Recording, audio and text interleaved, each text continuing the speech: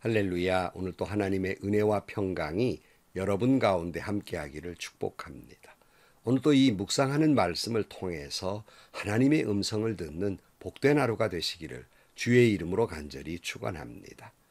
사도 바울이 고난과 핍박 속에서도 하나님의 손길이 그와 함께함으로 말미암아서 용감하게 복음을 전하게 됩니다. 그런데 그 하나님의 손길은 뭘로 나타나냐면 사도 바울의 주변의 동역자들이 하나님의 손길이 되어 주었던 것입니다. 오늘 또 주님의 복음을 전하는 목회자들, 선교사님들 주변에 하나님이 보내어 주신 손길, 동역하는 여러분들이 되기를 축복합니다. 하나님은 여러분을 통해서 주의 종들을 위로하고 격려하고 돕기를 원하십니다.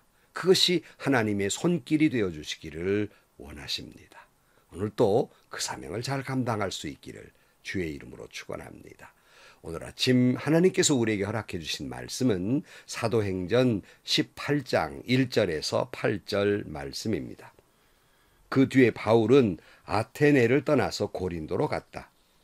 거기서 그는 본도 태생인 아굴라라는 유대 사람을 만났다. 아굴라는 글라우디오 황제가 모든 유대 사람에게 로마를 떠나라는 칙령을 내렸기 때문에 얼마 전에 그의 아내 브리스길라와 함께 이탈리아에서 온 사람이다.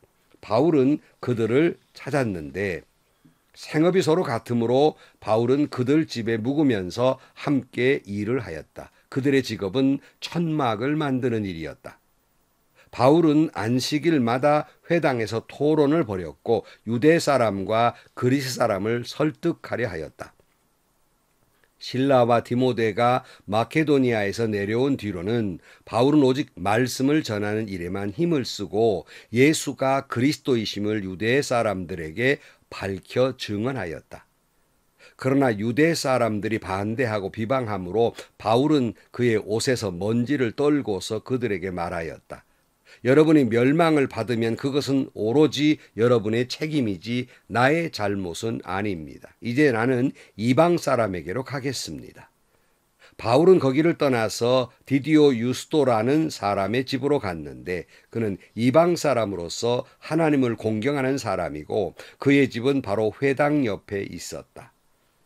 회당장인 그리스보는 그의 온 집안 식구와 함께 주님을 믿는 신자가 되었다. 그리고 고린도 사람 가운데서도 많은 사람이 바울의 말을 듣고서 믿고 세례를 받았다.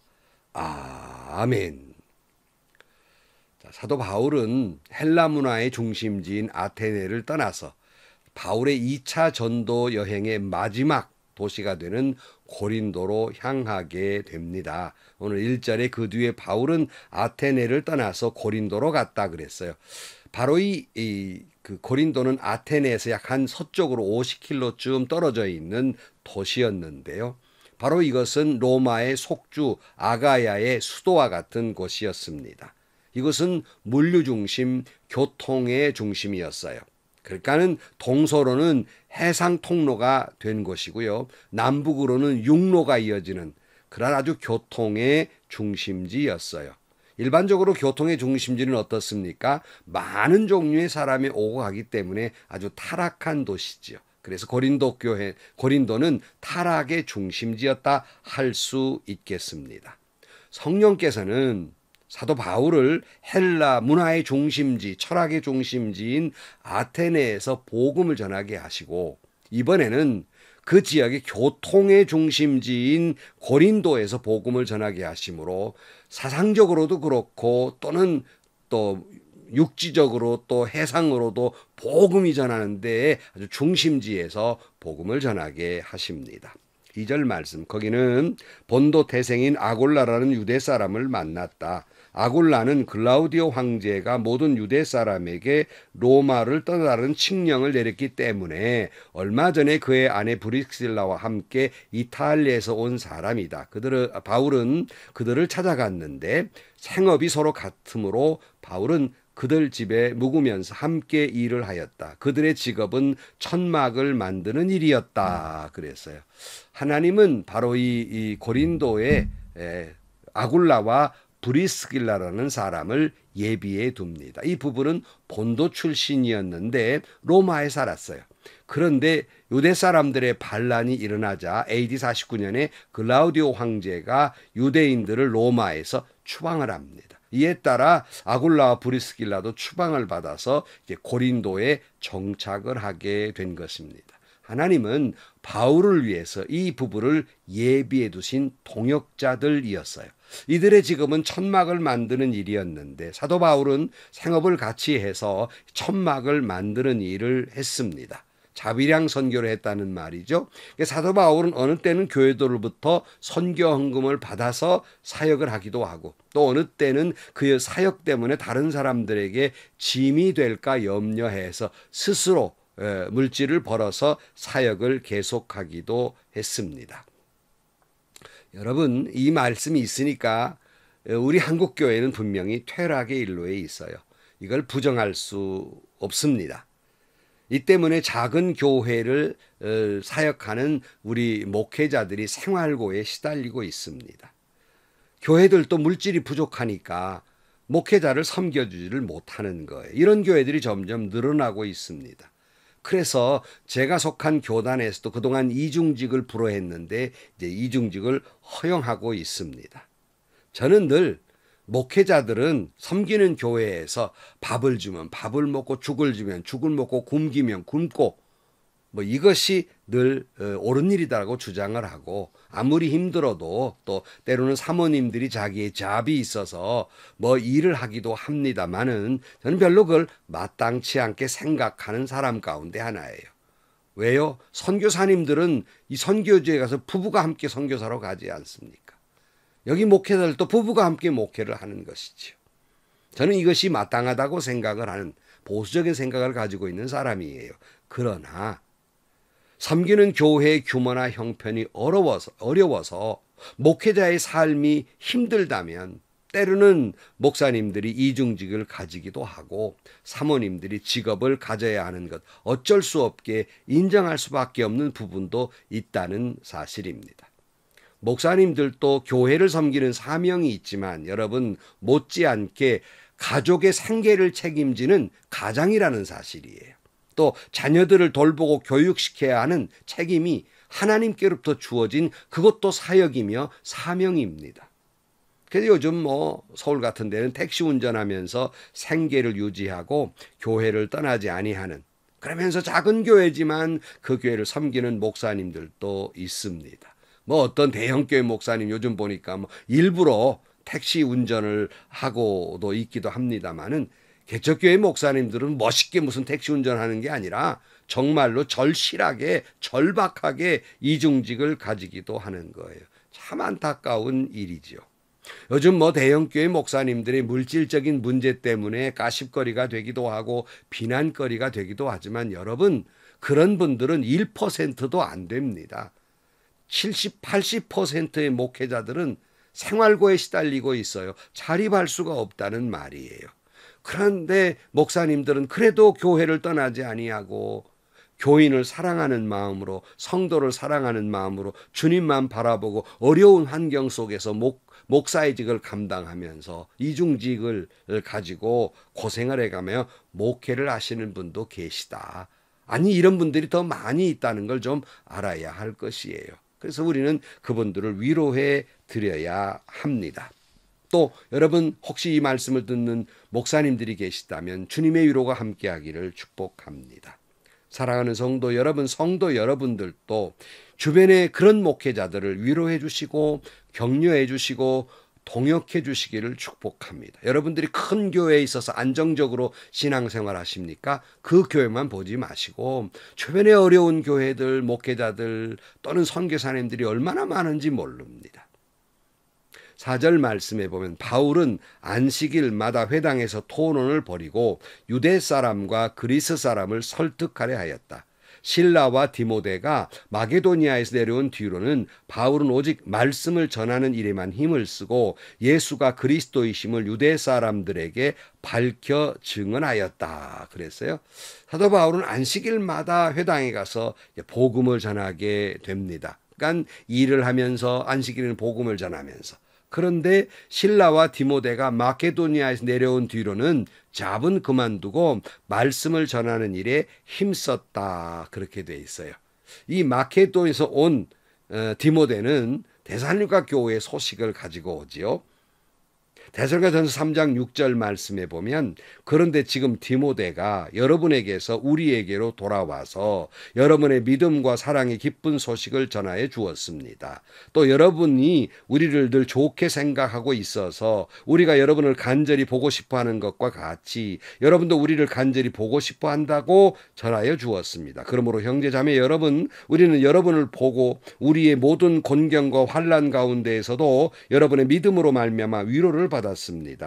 여러분이 주님 안에 굳게 서 있으면 이제 우리가 살아있는 셈이기 때문입니다. 우리가 우리 하나님 앞에서 여러분 때문에 누리는 모든 기쁨을 두고 여러분을 생각해서 하나님께 어떠한 감사를 드려야 하겠습니까? 우리는 여러분의 얼굴을 볼 수 있기를, 또 여러분의 믿음에 부족한 것을 보충해 줄 수 있기를 밤낮으로 간절히 빌고 있습니다. 그러니까 사도 바울은 디모데가 데살로니가 교회 교인들의 소식을 전해줌으로 위로를 받았고, 데살로니가 교인들에게 그 믿음으로 잘 서 있다는 것이 우리에게 얼마나 위로가 되는지 모르겠습니다. 그런 얘기예요. 또 빌립보 교회로부터 선교 후원도 도착을 합니다. 고린도후서 11장 9절 말씀에 내가 여러분과 같이 있는 동안에는 빈곤하였지만 여러분 가운데서 어느 누구에게도 누를 끼친 일은 없습니다. 마게도니아에서 온 교우들이 내가 필요로 하는 것을 조달해 주었습니다. 나는 모든 일에 여러분에게 짐이 되지 않으려고 애썼고 앞으로도 그렇게 할 것입니다. 바울은 어떻게든지 간에 교우들에게 짐이 되기를 원치 않았죠. 그러나 때로는 후원금이 왔을 때는 또 그것으로 사역을 하노라 이렇게 말하고 있는 거예요. 사랑하는 성도 여러분, 여러분이 섬기는 교회에 형편이 되는 한 목회자가 목회에 전념할 수 있도록 그의 삶을 잘 섬겨드려야 합니다. 목사가 맨날 돈 걱정하고 노후 걱정하면서 그렇게 살면 어떻게 말씀을 올바로 전하며 말씀 전하는 데 전념을 할 수 있겠습니까? 이런 말하면 어떤 분들은 제게 그런 말 하더라고. 아니 목사님들이 믿음도 없지 뭘 그렇게 염려합니까? 설교는 뭐 하나님의 엘리야에게 까마귀를 통해서 먹여주었다 그러는데 그런 믿음도 없습니까? 설교는 그렇게 하면서 이렇게 저한테 이야기하는 분도 있어요. 뭐 옳은 말입니다. 그러나 하나는 알고 둘은 모르는 말이기도 해요. 엘리야에게는 까마귀를 보내셨지만 여러분이 섬기는 목사님이나 선교사 주변에 이런 분들의 까마귀는 바로 그 말하는 당신이라는 사실입니다. 사도 바울에게 동역자 아굴라와 브리스길라 그리고 실라와 디모데 그리고 데살로니가 교회 빌립보 교회가 있었듯이 여러분이 섬기는 교회의 목회자들의 동역자로 바로 당신 바로 여러분을 보내주신 거예요. 그 사명도 잘 감당해야 하는 것입니다. 6절 그러나 유대 사람들이 반대하고 비방함으로 바울은 그의 옷에서 먼지를 떨고서 그들에게 말하였다. 여러분이 멸망을 받으면 그것은 오로지 여러분의 책임이지 나의 잘못은 아닙니다. 이제 나는 이방 사람에게로 가겠습니다. 바울이 열심히 복음을 전했는데 하나님에 대해 아는 유대인들이 먼저 여기에 비방을 하고 나선단 말이에요. 반대를 한단 말이에요. 이번엔 사도 바울이 옷의 먼지를 툴툴 털고 이방에로 갔다 그랬어요. 다시 말씀드립니다. 여러분 복음을 전하거나 교회에서 사역을 하거나 때로는 헌신하다가 비방을 받는 일이 있습니까? 그냥 발에서 먼지를 털듯이 옷에서 먼지를 툴툴 털듯이 툴툴 털고 계속해서 여러분 헌신하고 또 충성 다하시기를 축복해요. 그런 일에 상처를 받지 않기를 바랍니다. 주님께서 말씀하셨잖아요. 너희를 영접하지 아니하거든 발에 먼지 떨고 지나가 버려라 이렇게 말씀하셨어요. 상처받지 마세요. 하나님은 아시니까요. 7절 말씀 바울은 거기를 떠나서 디디오 유스도라는 사람이 집으로 갔는데 그는 이방 사람으로서 하나님을 공경하는 사람이고 그의 집은 바로 회당 옆에 있었다. 회당장인 그리스보는 그의 온 집안 식구와 함께 주님을 믿는 신자가 되었다. 그리고 고린도 사람 가운데에서도 많은 사람이 바울의 말을 듣고서 믿고 세례를 받았다. 그러니까 유대인들은 복음을 거절했지만 도리어 이방인들 디디오 유스도라는 사람 또는 회당장 그리스포, 온 가족과 함께 믿는 신자가 되고 온 가족이 세례를 받게 됩니다. 뿐만 아니라 이 타락의 도시 고린도에도 바울의 말을 듣고 주님을 영접하고 세례받는 신자의 열매들이 맺게 됩니다. 사랑하는 성도 여러분, 오늘날 목회자들에 대해서 왜 오늘날은 바울사도 같은 그런 분이 없느냐고, 그런 목사, 그런 선교사가 왜 없느냐고 마음 아파하십니다. 그 마음도 이해를 해요. 그러나 그 마음 갖기 전에 여러분 스스로가 바울 주변에 있는 동역자들처럼 여러분은 그들의 목회나 선교에 그처럼 동역자가 되어주셨습니까? 섬겨주시고 위로해주시고 격려해주시고 힘이 되어주셨습니까? 사도 바울이 그 사명을 잘 감당하는 바울이 되었던 것은 먼저는 성령의 이끄심이요, 그리고 복음에 대한 열정을 가진 사도 바울의 헌신이 있었고, 못지않게 그런 사도 바울에게 하나님은 위로하시기를 바울에게 동역자를 보내셔서 바울을 위로해 주셨습니다. 바울의 동역자들은 바울을 위로하고 격려하는 하나님의 손길이 되어 주었습니다. 하나님께서 오늘 아침 여러분에게 이 말씀을 주시는 것은 바로 바울처럼 여러분도 복음에 대한 열정, 거룩한 분노로, 영혼에 대한 사랑으로 복음을 전하라는 메시지를 말씀하고 있습니다. 그리고 또 하나는 복음을 전하는 목회자와 선교사들의 동역자가 되어주라는 메시지예요. 오늘도 남모르게 눈물 흘리는 목회자들이 많이 있습니다. 선교사님들이 많이 있습니다. 그분들의 눈물을 누가 닦아준단 말입니까? 격려해주고 기도해주고 위로해주는 하나님의 손길은 누구를 통해 이루어진단 말입니까? 이 말씀을 듣는 바로 당신입니다. 하나님은 바로 당신을 그 사명을 감당하라고 보내어 주신 것입니다. 그것은 목회자들이 복음을 전하는 데 더 용기를 가지고 전념을 하도록 땅끝까지 복음이 전해지도록 하려는 것입니다. 오늘 당신은 누군가에게 보내주시는 까마귀가 되었다는 사실을 기억하시기를 축복합니다. 기도하시겠습니다.